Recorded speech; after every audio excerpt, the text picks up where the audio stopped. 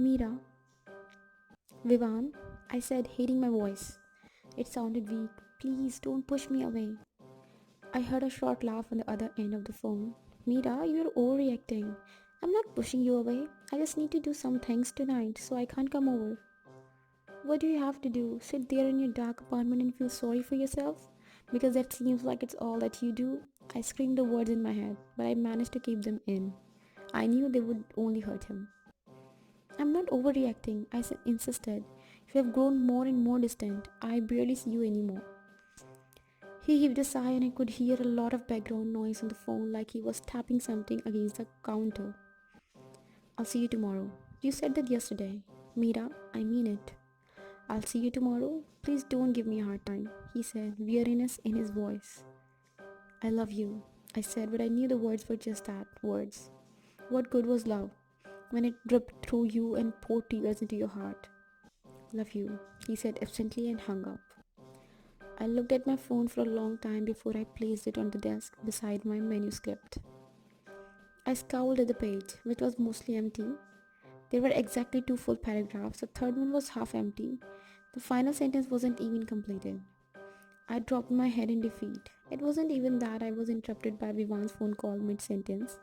I stopped writing 20 minutes before he even called. The sentence was incomplete because the words were just gone. Can I even call myself a writer anymore?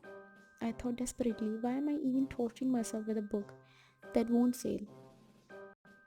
It was just one more thing on my mind. 2 days ago, I had to release Ashi from her duties. After pouring so much money into Musafir, I had to cut back on my own expenses just to keep moving forward. I adored Ashi and she had always been there for me. But I couldn't ask her to work for me without paying her. She had her own expenses too. And I needed to release her so she could find another job. I wept as I hugged her that day. I will always be there for you, Meera, she said, tears in her eyes too. I know this is only temporary. You will start writing again. I know it is in your blood. Just remember, I'm only a phone call away if you need me. Even now, I doubted the wisdom of letting Ashi go. Maybe tomorrow things would change and I would start writing again. But you can't buy food on maybes. Besides, even if I did start writing again, even if the words started tumbling out even faster than I could write them, who would want to buy my book? I had plunged from the top selling female writer to nothing. I couldn't even believe how cruel people could be. Authors that I met at the Lit Fest, people whose hands I shook were flinging venom at my name just to promote their own work. They had morals, they said, suggesting that I didn't. Morals? Ha! They lied just to push their name out there. They couldn't do it on their talent, could they?